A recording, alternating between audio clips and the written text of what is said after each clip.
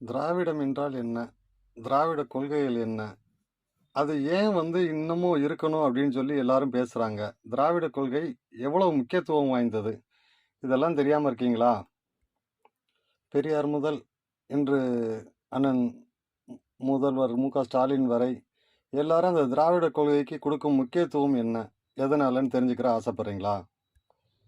சாதாரண கிராமத்துல சாதாரணமா ஏழையா இருக்கிறவங்களுடைய பிள்ளைகளும் நல்லா பதவிக்கு வரணும், நல்லா படிக்கணும் அப்படின்னு ஜாதி மதத்திற்கெல்லாம் அப்பாற்பட்டு எல்லாருக்குமே கல்வி வளர்ச்சி, ஜாதி மதம் மறுப்பு எல்லாருக்குமே எல்லா சமுதாயத்தில் இருக்க எல்லாருமே வளரணும், நல்லா வேலைக்கு போகணும், நல்லா படிக்கணும் அப்படின்னு சொல்லிட்டு உருவாக்குனது தான் திராவிட கொள்கை. இன்னைக்கு தமிழகம் கல்வியில மேலோங்கி இருக்கிறதுக்கு முக்கியமான காரணமே திராவிட கொள்கைகள் தான்.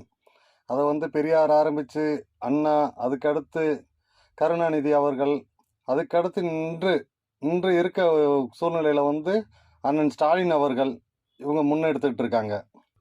எல்லாரும் ஏன் திராவிடம் அழிஞ்சிடக்கூடாதுன்னு அண்ணன் ஸ்டாலின் அவர்கள் பின்னாடி நிற்கிறோம் அப்படின்றது நிறைய பேர் குழம்பு. இது என்ன திராவிட கொள்கை அப்படின்னு தோணுதா?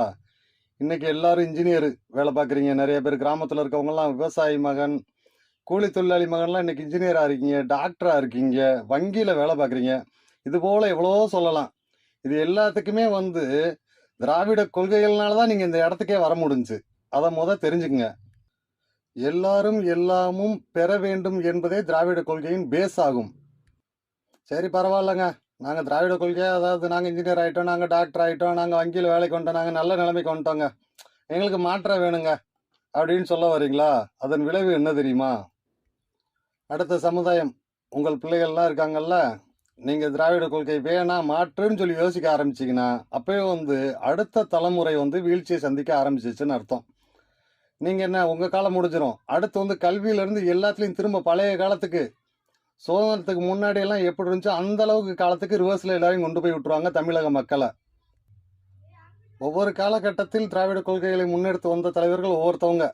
இன்னைக்கு ஒருத்தர் அதெல்லாம் படித்தவங்ககிட்ட கேட்டிருக்கேன்னு சொல்கிறாரு, ஒருத்தருக்கு என்னன்னே தெரியல. அப்போ இன்றைய சூழ்நிலையில் திராவிட கொள்கை உயிரோடு இருக்குன்னா என்ன பண்ணணும்?